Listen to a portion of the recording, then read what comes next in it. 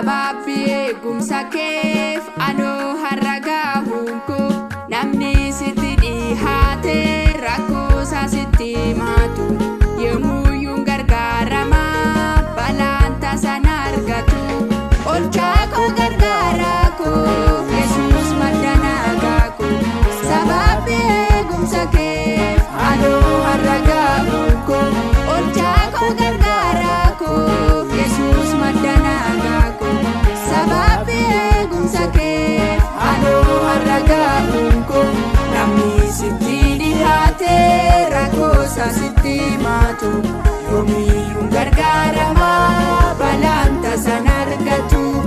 namni sitti dhihaate rakkoo isaa sitti himatu yoomiyyuun gargaarama balaan tasan argatu.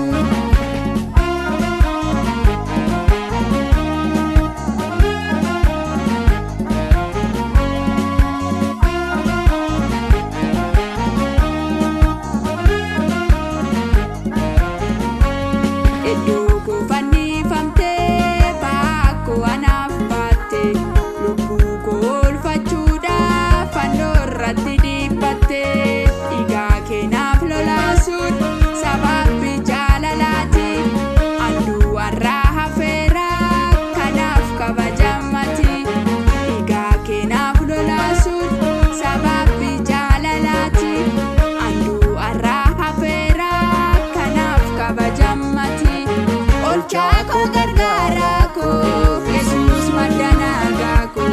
sababi eegumsa keef anoo har'a gaahuun koo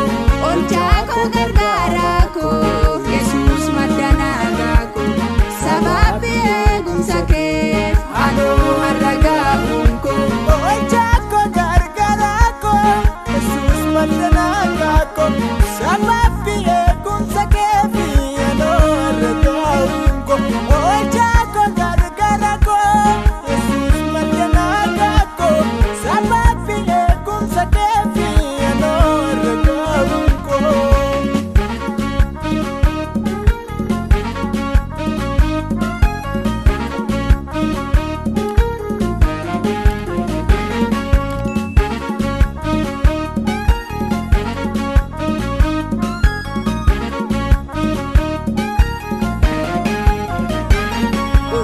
Madinonni koo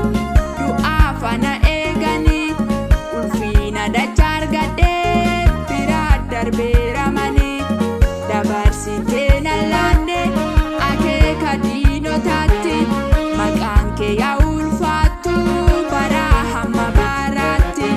dabarsitee nallaanne akeeka diinotaatti maqaan kee yaa ulfaattu baraa hamma baraatti. Olchako gargaara koo Yesuus madda nagaa koo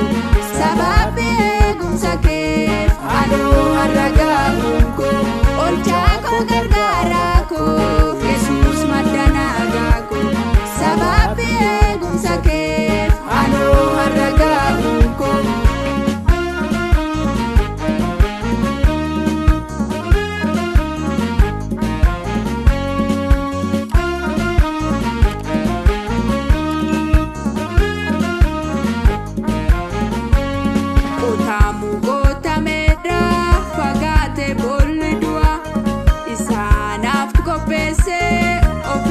Keessa bu'aa andu'aaf hin alanne waamicha narra jira waaqayyotti nan kennu seetaan ofumaa joora andu'aaf hin alanne waamicha narra jira waaqayyotti nan kennu seetaan ofumaa joora olchako gargaara koo Yesuus madda nagaa koo sababi eegumsa keef anoo har'a gaahuun koo namni sitti dhihaate rakkoo isaa sitti himatu yemmuyyuun gargaarama balaan tasan argatu olchako gargaara koo Yesuus madda nagaa koo sababi eegumsa keef anoo har'a gaahuun koo olchako gargaara koo Yesuus madda nagaa koo sababi eegumsa keef anoo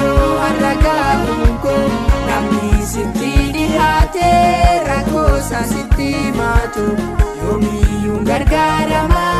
balaan tasan argatu namni sitti dhiyaate rakkoosaa sitti himatu yoomiyyuu gargaarama balaan